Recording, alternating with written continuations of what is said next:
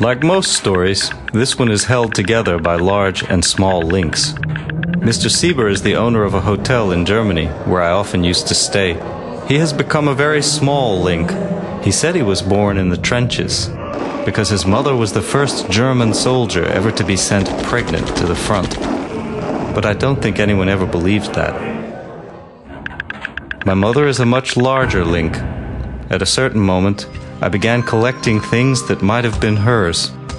The smell of a piece of soap, an armband with little brown beads, a book with as many dog ears as pages, train tickets with a date before she died that I found in the bottom of deep drawers.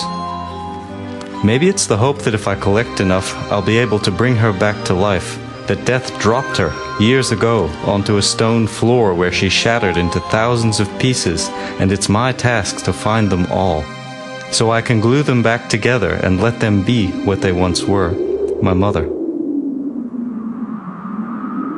I lived with Uncle Otto in his house. Otto was my mother's brother.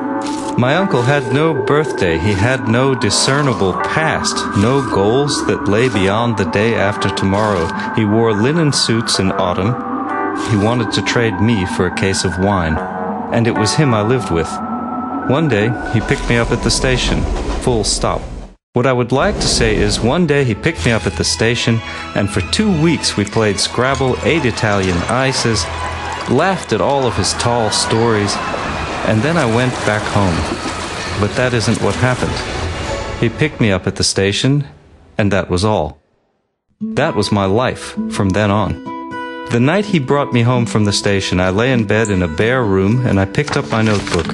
I started a letter to my mother as if we could just put it in the mail the next day. The first question in the letter was, how many stamps is it to heaven?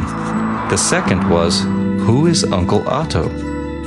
Now, years later, I was no closer to an answer to that second question. There are 1,000 other things I don't know, and there's no one left now for me to ask.